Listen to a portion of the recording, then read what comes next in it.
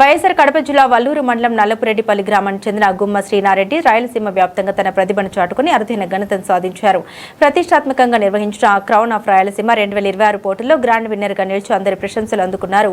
3 రౌండ్లుగా జరిగిన ఈ పోటీల్లో శ్రీనారెడ్డి ప్రతి దశలోనూ అసాధారణ ప్రతిభను ప్రదర్శించారు. మొదటి రౌండ్లో తనదైన స్టైల్, ఆత్మవిశ్వాసం, అందచందాలతో వేదికపై మెరిసి ప్రేక్షకుల్ని ఆకట్టుకున్నారు. రెండవ రౌండ్లో తెలుగు సినీ చరిత్రలో చిరస్థాయిగా నిలిచిన మహానటి సావిత్రి పాత్రను అద్భుతంగా ఆవిష్కరించి తన నటనతో జడ్జిలను ప్రేక్షకుల్ని మంత్రముగ్ధుల్ని చేశారు.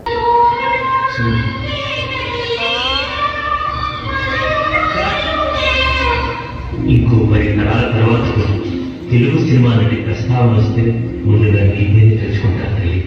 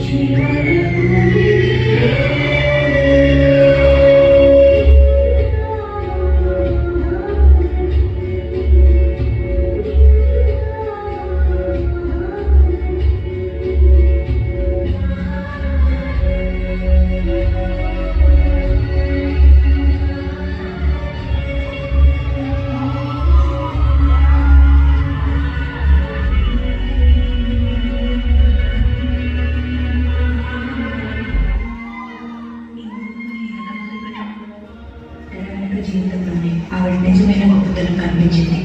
సినిమాలో నటించిన ప్రతి పాత్రలో తను ప్రాణం పోసింది. కాలంలో తిరిగి వెళ్ళి కాపాడుకోవాలనిపిస్తుంది.